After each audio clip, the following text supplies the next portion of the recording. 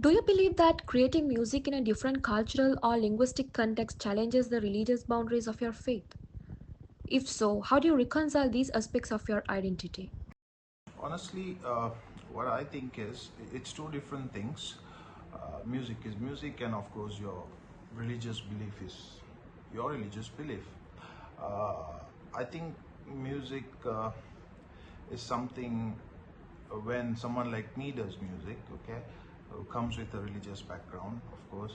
Uh, I try and keep it simple as possible. I am very firm. I do have my policies when it comes to the lyrics of the song, and also when it comes to the music video. So I try my level best to respect my religion and also make sure that I don't send out the wrong message.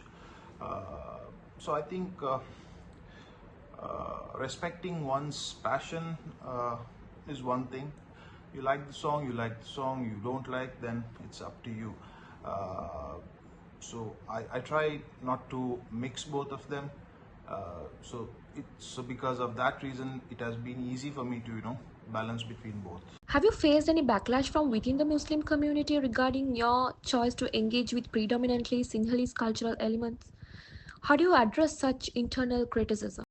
Oh yes, that's something I face on a daily basis. But the funny thing here is, uh, I'm being told that music is forbidden in my religion. But surprisingly, whoever says that to me says it after they watch the music video or the song itself. So I'm not trying to say I'm right and someone else is wrong. It's just that whoever tells me their opinion about religion are people who are very much engaged in scrolling on TikToks, Reels. Uh, I could go in detail. I think you know what I'm trying to say here. They're very selective in their engagement of religious activities. So this is something that I face quite often on a daily basis. But I try not to take those much into my head because I know what I do. I know I don't uh, misguide anyone through my music. It's just for entertainment purpose, and there's no harm in that. Is what I see. Again, I'm not challenging anybody or the religion. It's just that. It's difficult sometimes. It's demotivating as well, but that's how it is. It is what it is. So uh, though I face it, I'm like got over it. I'm okay now. So, there's been a debate about the commercialization of traditional music. Do you think your latest work aligns more with commercial interest or artistic integrity? Well, see, I don't go much into these things. Whatever work that comes from me are things that I like during that period of time. So if I'm doing, I've just released Rampate, which is like a 6/8 baila. So I'm in that mood these days. So I was able to, give out one of those. So if I'm doing a R&B, slow, romantic kind of stuff. It's just that I've probably been in that mood and felt like doing something of that sort. I try not to mix anything, and I try not to go much into all these things, or I try not to involve politics in my work. What I do and what I give is things that either I like or somebody from my friend circle, my family, my wife, my son, or anything of that sort. It's just that we've been in that mood at that time, and we felt like doing something of that sort. Some critics argue that modern Sri Lankan music often lacks authenticity. How do you respond to these critics in relation to your own work? Well, if you ask me regarding the authenticity of Sri Lankan music, see, I think Sri Lankan music has been doing really good. I think, globally, uh, we have. Uh, We have some good songs that have reached internationally. People have been following Sri Lankan music lately. But again, you see, any country, any musician, they have lots of inspiration. We all do have inspirations.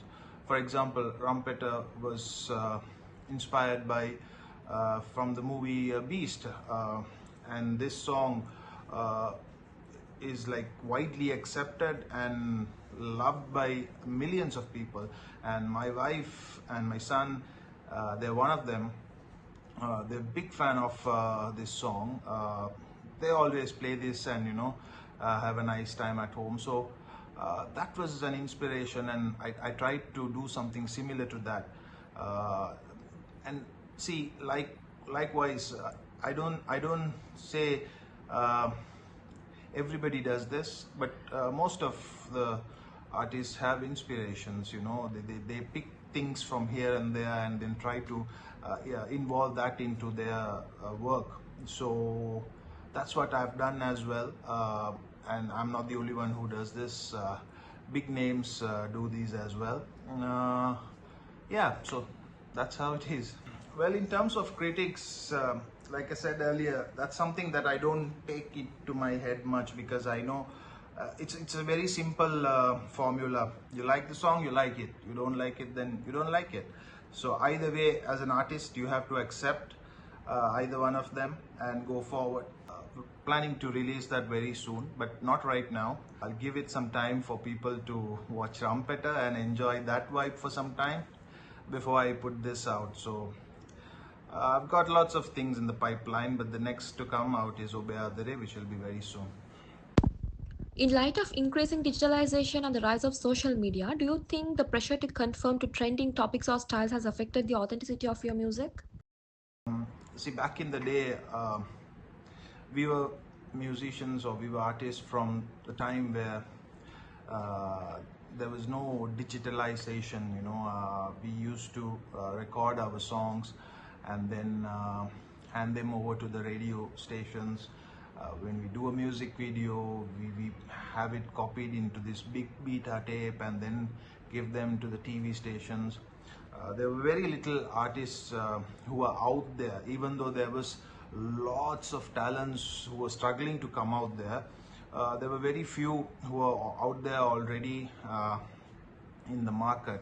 But thanks to digitalization and social media and all sorts of things, lots of talents have come out. Like anybody who has a talent, all they have to do is just pick up their phone and record their stuff, and there you go. It's published for everybody. So it's a good thing, but as an artist, I feel that it has to be a healthy competition. Sometimes I feel now that there is too many of them out there, because there's too many of products coming out. But I think all of us have to take some responsibility and do some good stuff and put it out in the market. I mean, when you put out something, it's visible to the entire world. You see, when you put something out on YouTube, anybody can access it. So I think what is lacking from our end is good work, and I think we are all trying hard to do good stuff and maintain quality. So yeah, I think it's a good thing that digitalization is an ongoing thing. Things are getting better for artists out there. So yeah. Your recent song Rampate has marked a very significant shift in your musical style and has received considerable attention. Can you share the inspiration behind the song and how you approached its creation? Yes, Rampate, my recent release, is doing quite good. It's trending in Sri Lanka. That makes an artist very happy when your hard work is accepted and embraced with love. So, yeah, so like I said earlier, this is a 6/8 baila, and it's something that I've always wanted to do. I've done stuff like this before, but I've not like done a music video. There have been a couple of 6/8 from me like few years back. But this, yes, like I said, my wife and my son, they're big fan of Vijay and this song Jalio Gymkhana from Beast. So that was the inspiration, and I have no problem saying it out loud. I see people commenting saying that. I've copied the song, and I have people telling it to my face as well that I've copied, but I have no problem saying it out loud. It is inspired by this song. So that's why you see lots of similarities in the sounds and the video and all that. Yeah. What personal struggles or challenges have you faced that you have not yet shared with the public? And how have these experiences shaped your music and Well, if you see personal struggles, have I gone through? I think every artist who tries to do something. Now, I'm talking about myself. 15 years back, 15, 20 years back, I started music in 2004, so it's 20 years almost. The struggles, as in, it's a very funny industry in Sri Lanka.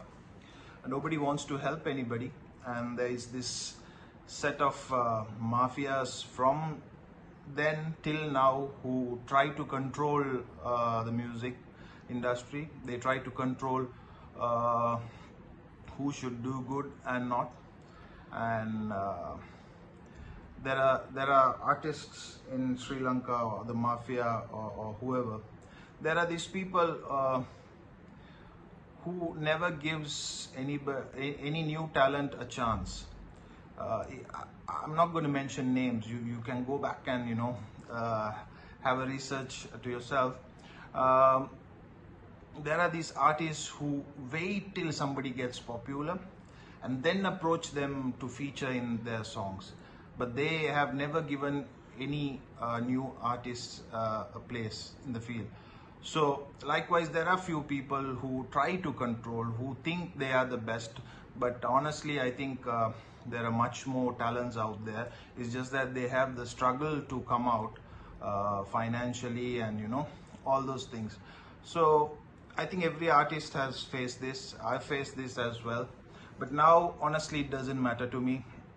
I think honestly, it has not mattered to all the artists who has embraced social media and the digitalisation that we were talking about. So we have the freedom now. We don't need anybody's approval. We don't just care about them. We do what we do. But yes, these people are still out there uh, with a nice smile on their face in front of people, but they're very busy cutting people down.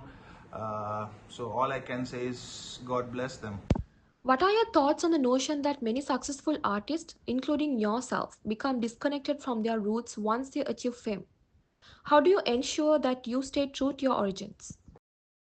I don't think I've got disconnected from my roots or my origin. I'm still a proud Sri Lankan. Yes, I'm away from Sri Lanka for the past 12, 13 years. Most of my life I've been outside Sri Lanka. But as far as I know, I still do Sinhalese songs. So that's keeping me very close to my roots. I am not doing English songs. I'm not doing any other languages or nothing of that sort. So I'm close to my country. Out of all the countries that I traveled, I always tell this to my wife. Sri Lanka is my favorite, and I still speak Sinhalese in this country as well.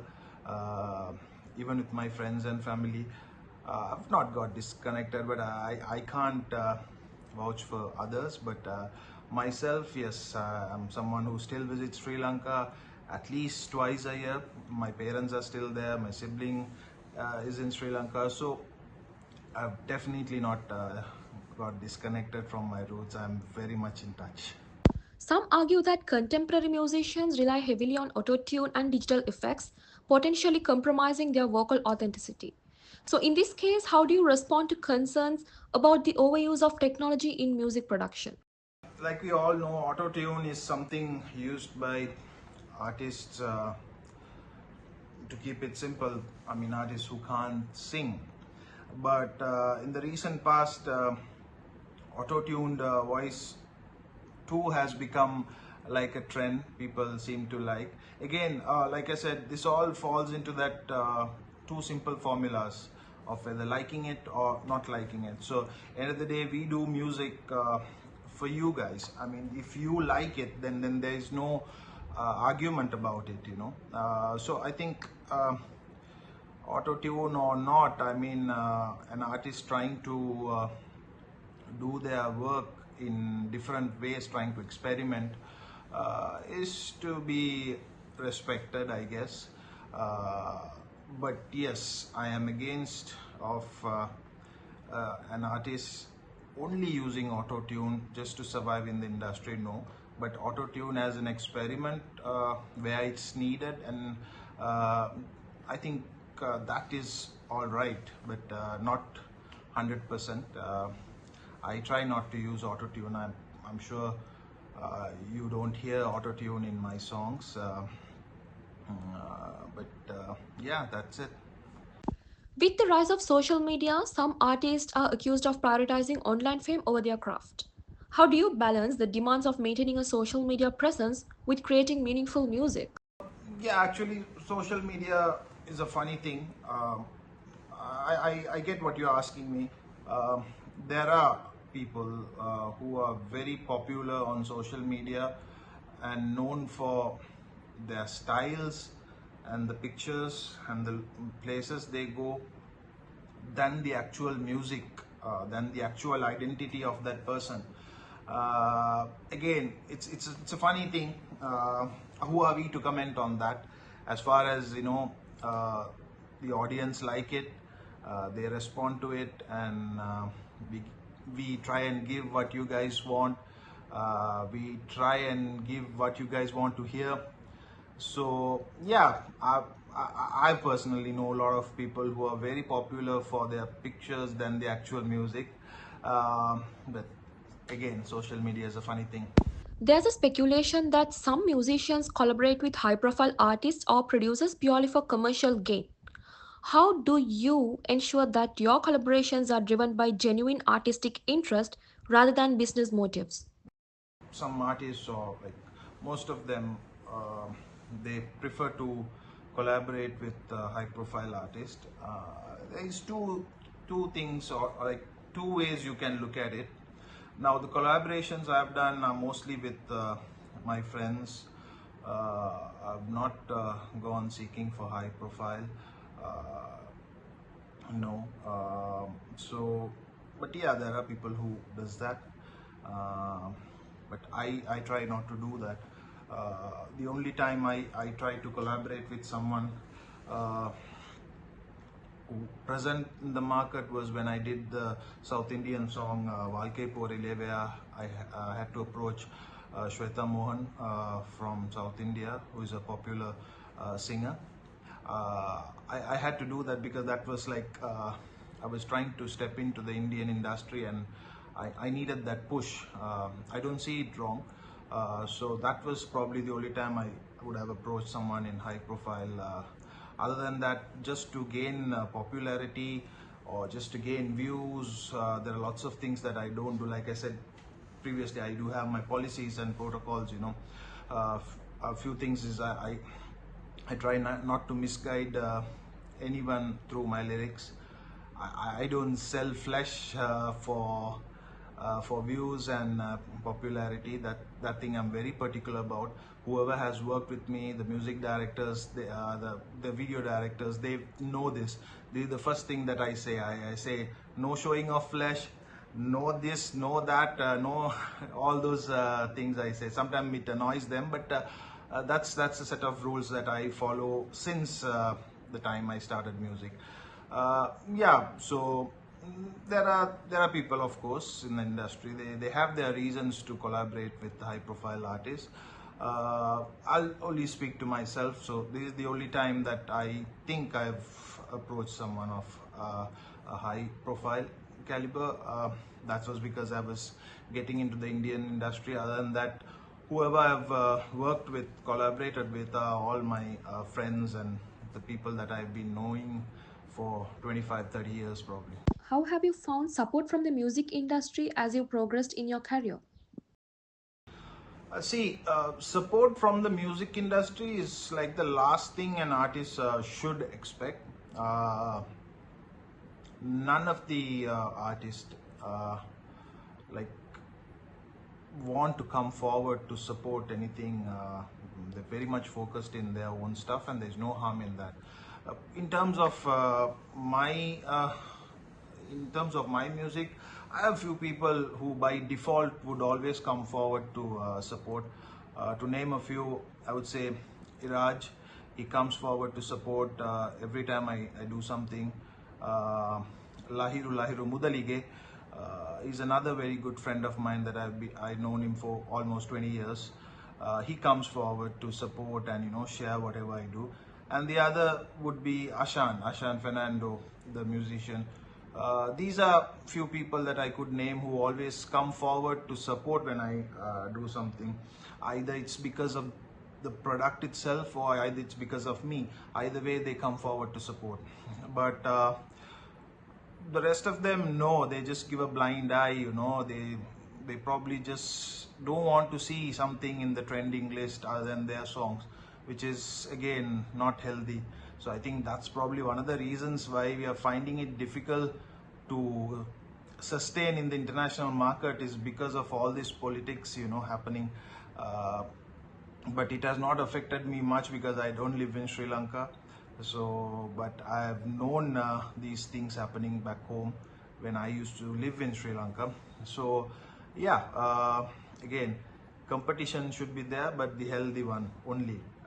But in Sri Lanka, no. Unfortunately, we are stuck in one place is because, of all this politics. What kind of support have you received from music platforms or streaming services, and how has this impacted your reach to audiences? Actually, the more you work with the streaming services, the more support you get.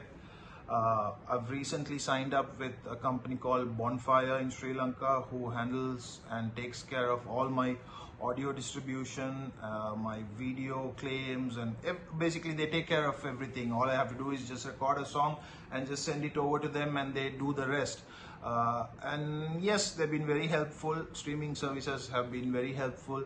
Like I said, the more you work and the more projects you put out, the algorithm works in such a way that automatically the services try and help you. So it's helped me a lot. I can see clear uh, uh, evidence in Rampate in terms of Spotify and YouTube and TikTok. I think as of today, there have been 8,000 videos created by creators, so that's a huge number, and over 30 million uh, people have listened to this song or seen the music video in all the platforms.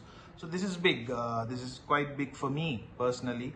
So yes, it's a great thing that the streaming services and the freedom to do what we want is there.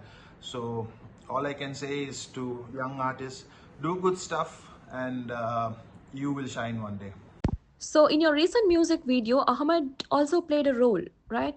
So, how did you come to this decision to involve him, and what was the experience like?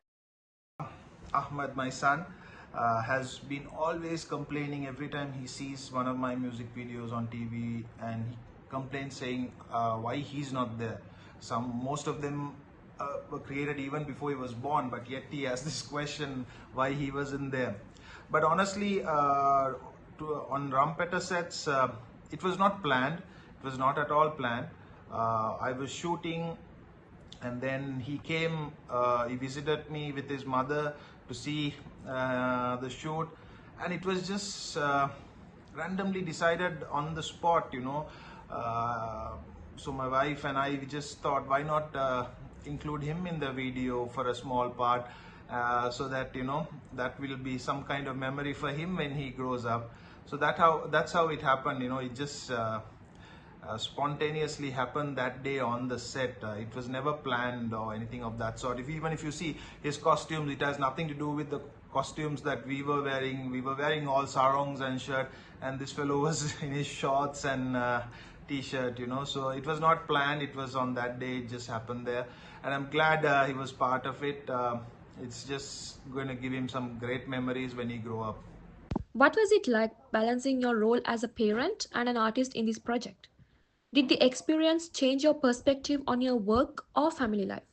Honestly, I've not gone into that detail. Like I said, it just happened that day, and he just wanted to be part of it, and we wanted him to be part of the video. Uh, I have I have no issues of balancing my work life and being a father. You know, I love being a father. I love my son. I love my wife. I love my family. So I don't have to think out of the box to balance family with my work.